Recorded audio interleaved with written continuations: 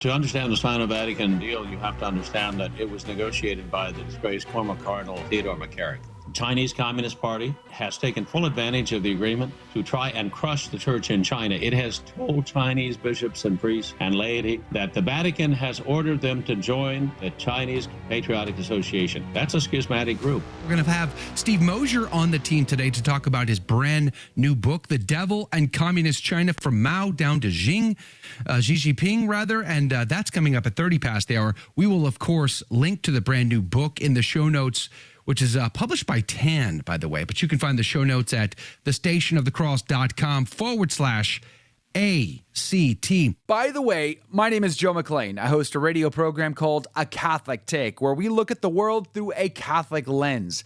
I'd love for you to hang out with us. If you like it, give it a thumbs up and let us know what you think in the comments below. Joining us right now is Stephen Mosher from Population Research Institute, which I had a great pleasure of hanging out with fairly recently at the press conference back on the 6th of March in Front Royal, Virginia, for the Catholic Relief Services expose, which we published on the YouTube channel. If you haven't seen it, I encourage you to check it out. But he's got a brand new book out from TAN, The Devil and Communist China, from Mao Down to Xi. Let's start with Mao. What he was, his mom, and I love this story. His mom essentially consecrates him to a demon, it seems. Does he become possessed? Is he the son of the devil? Tell us about that story. Well, yeah, that's a very interesting start to a evil man who was probably the greatest mass murderer in human history. When he was 3 years old, his mother took him out to a stone monolith, a big stone formation outside their village that was thought to be inhabited by a spirit. And at the foot of the monolith was a pool of water, a spring. So the villagers would go there and ask the spirit for help in different circumstances. Mao's mother took him out to this monolith with the magic spring at the base and made him kneel down and kowtow to the spirit, and rechristened him, renamed him at that time, as she consecrated him, as it were, to this, what I believe, an unholy spirit. She called him the third son of the monolith, the Shirsanyadza.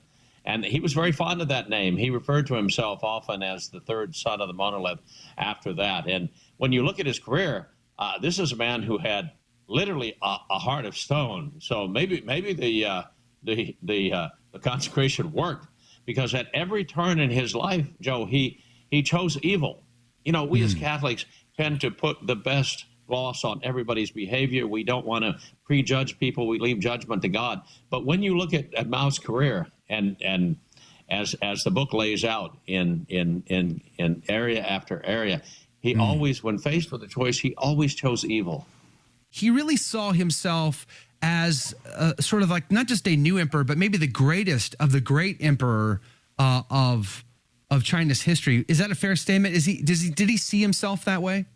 Oh, absolutely. He saw himself as the Red Emperor, the one who was going to lead China into the paradise of communism. Of course, the paradise of communism always turns out to be hell on earth, which is why they don't teach it in our schools. You didn't learn it in 10th grade in San Antonio. I didn't learn it in 10th grade in Hoover High School in Fresno, California.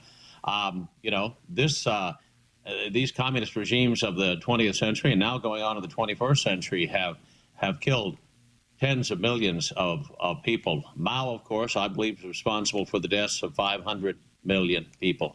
That's 500 million. 100 million in various famines and pogroms and persecutions and purges, and another 400 million in the one-child policy, which he was responsible for. He was kind of the spiritual godfather of the one-child policy, because he's the one who said in 1958, the state has the right to control reproduction just as it controls production. And so it was on that basis, that ideological basis, that some years later, the state, the Chinese Communist Party, that is, decided to limit everybody in China to one child. That was Mao's brainchild as well. You quote him, "Politics is war without bloodshed, while war is politics with bloodshed." One of the things that really surprised me about Mao is how well versed he was in the classics, and studying American generals and strategies from the Civil War, and being very familiar with Greek classics, let alone being familiar with the Chinese classics. And yet, even with all of that study, even with all of that education, some might even argue great education, he still comes to incredibly wrong decisions. And that something you just illustrated, 500 million murdered under his regime. How does that possible? How do you study the classics, get this well educated, and come to these conclusions? Well, you reject everything that the classical philosophers teach you. He rejected Confucius. It's the silver rule: do not do unto others what you would not do unto them. He rejected the golden rule: do unto others as you would have them do unto you. He rejected the Ten Commandments, which are written in the human heart, as we know. He rejected the Buddhist teachings on the sanctity of life and the desire to avoid worldliness. What he did was in a sense, he tried to deify himself. The ancient Chinese emperors always claimed to be deities. They claimed to be sort of the son of heaven. That was their appellation, Tianzi. They were the sons of heaven. He claimed to be that too, only in his case it was more like the son of hell. And he said, as a young man, something very, very important that he carried with him throughout his life. He said, there are other things and other people in this world, but they are there only for me, for my use and for my pleasure. As if he were some kind of demigod coming down from Mount Olympus, playing with humanity like pieces on a chessboard. He had no feeling for his fellow human beings. He treated the Chinese people as a renewable resource, as a disposable resource, really. At one point, when tens of millions of people were dying of famine, what did he say? He shrugged and he said, deaths have benefits. They fertilize the ground. I mean, how inhuman can you be to imagine your fellow humans as nothing more than compost in the future? You also talk about how it was the history of China that sort of were the building blocks that allowed Mao to get away with what you just said, treating the citizens like they were just disposable. And this is a legalism that comes from their ancient emperors. Can you talk about that? Well, it does. There was a school of thought called legalism, Fa, which was opposed to Confucius and Mencius. You see, Confucius said the people should behave because the emperor is their father, and the children should obey the father, and the younger brother should obey the older brother, and the wife should obey the husband, and the student should obey the teacher. That was ruled by moral persuasion. The legalists took an opposite approach.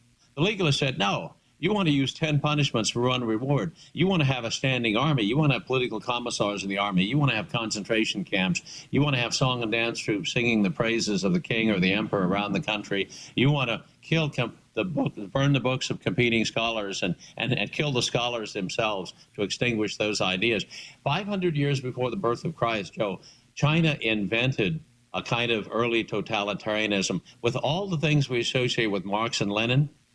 These concentration camps, the standing army, the control of the production of weapons, the control of agricultural production, the forcing of the population to stay in place, forbidding them from moving or traveling. All of these things that we associate with modern communism were actually invented in China 2,500 years ago. So when Mao Zedong embraced communism as a young man in the 1920s, he was really going back to the future. He was going back to China's ancient history and saying, the ancient Chinese emperors unified China by using this very rigid, punitive system, legalism, and I'm going to resurrect it. I'm going to give it a new garb. I'm going to clothe it in the ideology of communism. But underneath that ideology of communism, where the fantasy is we're someday going to create heaven on earth, is this iron scaffolding of legalism, this idea that the ruler has to be an absolute despot and never give an inch to the people. The other communist leaders of Mao's time, I think, feared and despised him because they realized that he was deceitful, that he would betray them to stay in power, to seize power. And he did repeatedly, again and again and again. One of his primary opponents in the 1930s was another communist leader called Zhang Guotao, who at the end of his life in Canada actually became a Christian before dying. But Zhang Guotao had a bigger army than Mao Zedong. So when he arrived in Yan'an, Mao immediately saw him as a threat. And he said, Zhang, you take your army out to the far west and fight the Uyghur Muslims and connect up with the Soviet Union. Well, that was a death sentence. That was a death march. His army was decimated, killing with a borrowed knife. He borrowed the knife of the Uyghur Muslims to kill his enemy, Zhang Guotao's troops, and he succeeded. But the biggest killing with the borrowed knife occurred during the Korean War, because he took all of the surrendered forces of the nationalists at the end of the Civil War and whole armies that were surrendering en masse at the end of the Chinese Civil War. And he sent them into Korea to kill with a borrowed knife. Whose knife? Well, we killed 250,000 Chinese troops. Those weren't communist China's best troops. Those weren't Mao's trusted and reliable troops. They were the former troops of Chiang Kai-shek that we killed for him. Let's talk about Xi Jinping. What I found fascinating about your book, you also seem to correlate the, March 13th, 2013, Pope Francis walks out onto that balcony. Not that many months before that, Xi Jinping takes control of the Communist Party in China. And now we have this famous Sino-Vatican deal that's mysterious, but it seems only the solid Catholics are the ones suffering in that deal. And is the Vatican getting paid? Tell us, give us some insight here. Does Xi think of himself as the new Mao? Is he taking up the mantle of Mao Zedong? And what does that mean for Catholics in China? Well, what it means is they're now dealing with the second Red Emperor, who regards himself as a kind of demigod and has now seized absolute control over the reins of power in China in the same way that Chairman Mao did. In fact, you could argue that Xi Jinping has more power than Mao did, because Mao was the head of the Communist Party, but not of the army formally and not of the government. Well, Xi Jinping is the head of all three. In fact, he set up so many little groups to control different aspects of the economy that he's known in China as the chairman of everything. You actually don't say that out loud. You whisper it. The chairman of everything. People mock him because he's in charge of everything. He's now getting ready to put his wife on the 25-member Politburo, which I think is a sign that his megalomania and his paranoia is ramping up. This is what Mao did at the end of his life in the Cultural Revolution. He took his wife, Madame Mao Jiangqing, and put her on the Politburo and launched a cultural revolution. China's in the middle of the same sort of thing today. Xi Jinping has modeled himself in all respects on Mao. He has the same kind of personality cult. He's allowing statues of himself to be built all over the country. People are supposed to sing the praises of Xi Jinping as they sang the praises of Mao Zedong. School children are taught his sayings. People are required on their phone to download the Xi Jinping app and every day read quotations from Xi Jinping the way that good Catholics read the Bible. Wow. So he is not the son of Mao's loins. Mao didn't have any sons to take his place, but he is the son of Mao's evil spirit, one might say. And he's taking China down the same socialist road to ruin. Okay, so let's talk about the church in particular. You mentioned statues, and I've seen video and pictures of churches being torn down, mosques as well, and images, sacred images being taken down, and pictures of Xi Jinping being put up in their place. And we have this mysterious Sino-Vatican deal that's been renewed now more than once. What is this deal? What does this mean for the church there? They seem to be suffering quite a bit. Cardinal Zen, God love him, has tried to raise awareness, but he couldn't even get an audience with Pope Francis at the Vatican. He got put on standby at the St. Peter's Square and never got an audience. So it just, from the outside looking in, Steve, it is incredibly confusing. What is the state of the church in China today? Well, you have to understand the Sino-Vatican deal, you have to understand that it was negotiated by the disgraced cardinal, former cardinal, now laicized Theodore McCarrick. Okay, McCarrick was the go-to guy on China. He went to China. We know McCarrick's failings and flaws, and I'm sure the Communist Party did too. So that's the agreement negotiated by him. Now, the terms of the agreement are secret. I've never seen a copy of the agreement. It hasn't been released. But I did meet with Cardinal Parolin, Pietro Parolin, in June of 2018 before the agreement was signed. And I said to His Eminence, this is a very bad idea because the Chinese Communist Party will violate whatever the terms of the agreement are before the ink is dry on the paper. They will misrepresent the agreement to the Chinese people. And whatever you think they've agreed to, of course, they won't, because the Chinese Communist Party has violated every agreement that it has ever signed. And besides, the philosophy of communism is based primarily on hatred of God. That's where all of the evil stems from. So he listened. To his credit, he listened to me for an hour, and then he said, well, the agreement's already negotiated. We're just waiting for the Chinese side to sign it. Okay, so that was the agreement. What does it say? We think it concerns the appointment of bishops, and yet it has already been violated. there are still 40 empty sees in China that the Vatican wanted to fill with good Orthodox bishops, have not been filled. A handful of appointments have been made. The last appointment was of the Bishop of Shanghai, which was made by the Chinese Communist Party without the approval and consultation with the Vatican. So whatever the agreement was over the appointment of bishops, it's now a dead letter. I think even the Vatican quietly admits that. Is there money changing hands between the Communist Party and the Vatican? We know that the Chinese Communist Party uses money, bribes, wherever it goes. It uses bribes against American officials. We could name names, couldn't we? And I once asked Cardinal Pell, who investigated Vatican finances and who was a friend of mine, God love him, he now has gone to his reward, if there was any evidence of payments from China to the Vatican. He said, well, nothing in the official accounts I could find, he said, but of course I don't have access to any private accounts that may exist. So Wow.